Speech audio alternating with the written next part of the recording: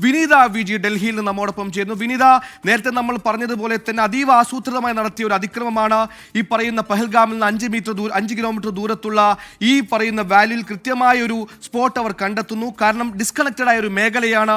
കുതിരപ്പുറത്ത് മാത്രം അല്ലെങ്കിൽ നടന്നു മാത്രം എത്താവുന്ന ബൈസരൻ വാലി തന്നെ തെരഞ്ഞെടുക്കുമ്പോൾ അത് കൃത്യമായൊരു ടാർജറ്റ് മുന്നിൽ കണ്ട് തന്നെയാണ് അവർ തെരഞ്ഞെടുക്കുന്നത്.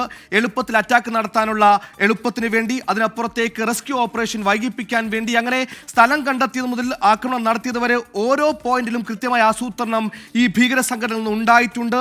അതിലൊരു വലിയ രീതിയിലുള്ള ക്രിസ്റ്റൽ ക്ലിയർ ആയി തന്നെ അതിന്റെ നടപടികൾ അവർ നേരത്തെ തന്നെ തുടങ്ങിയിരുന്നു. ഈ വിനോദസഞ്ചാരികൾ കൂടുതൽ വരുന്ന വെക്കേഷൻ സമയം അവർ തെരഞ്ഞെടുക്കുന്നു. ഒപ്പം അവർ താമസിക്കുന്ന ഹോട്ടലുകൾ കേന്ദ്രീകരിച്ച് പരിശോധന നടത്തുന്നു.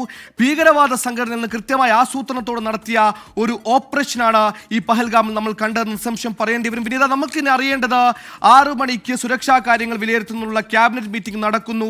നേരത്തെ നമ്മൾ ഈ നടത്ത അതിക്രമങ്ങളിലേക്ക് ഒരു റിട്ടാലിഷൻ നമ്മൾ കണ്ടതാണ്. ഈ പഹൽഗാമിൽ തിരിച്ചടി അത് എങ്ങനെയായിരിക്കും, അതിന്റെ സ്വഭാവം എങ്ങനെയായിരിക്കുമെന്നാണ് നമ്മൾ കരുതേണ്ടത്. ഈ മീറ്റിംഗിൽ ഇത് സംബന്ധിച്ചൊരു തീരുമാനം ഉണ്ടാവുമോ? ഇപ്പോൾ ഏതൊക്കെ തരത്തിലുള്ള ഉന്നതതല മീറ്റിംഗുകളാണ് കേന്ദ്ര തലത്തിൽ നടക്കുന്നത്? വിനീത വിജി.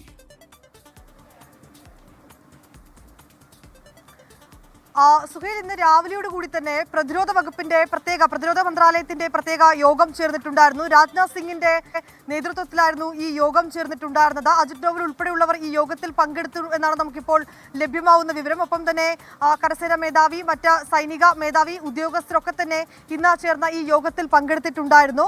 പ്രതിരോധ വകുപ്പിന്റെ സൗത്ത് ബ്ലോക്കിലായിരുന്നു ഈ യോഗം ചേർന്നിട്ടുണ്ടായിരുന്നത്. യോഗം ഇപ്പോൾ അവസാനിച്ചതായാണ് നമുക്ക് റിപ്പോർട്ടുകൾ ലഭ്യമായിരിക്കുന്നത്. ഒപ്പം തന്നെ ഈ യോഗത്തിൽ ജമ്മു കാശ്മീരിലെ നിലവിലെ സുരക്ഷാ സ്ഥിതിഗതികൾ ഈ യോഗത്തിൽ ചർച്ചയായിട്ടുണ്ട്. ഒപ്പം ഇങ്ങനൊരു ഭീകരാക്രമണം ഉണ്ടാകുന്നു, ഏതെങ്കിലും ഭാഗത്ത് എവിടെയെങ്കിലും ഒരു പിഴവ് സംഭവിച്ചിട്ടുണ്ടോ എന്നുൾപ്പെടെയുള്ള കാര്യങ്ങൾ കൂടി ഈ യോഗത്തിൽ ചർച്ചയായതായാണ് അറിയാൻ കഴിയുന്നത്. ഇതിന്റെ ഇനി മറ്റു നടപടിക്രമങ്ങൾ ഇന്ന് വൈകിട്ട് 6 മണിക്ക് ചേരുന്ന നിർണായക യോഗത്തിൽ തീരുമാനിക്കുമെന്നാണ് ഇപ്പോൾ പ്രതിരോധ മന്ത്രാലയത്തിൽ നിന്നും നമുക്ക് ലഭ്യമായിരിക്കുന്ന വിവരം അനുസരിച്ച് മനസ്സിലാക്കാൻ കഴിയുന്നത്. പഴുതടച്ചുകൊണ്ടുള്ള സുരക്ഷ, ഒരു കൃത്യമായ സുരക്ഷാ വലയത്തിനുള്ളിൽ സൈനികർ ഇപ്പോൾ ജമ്മു കാശ്മീരിനെ സുരക്ഷിതമാക്കിയിരിക്കുകയാണ്.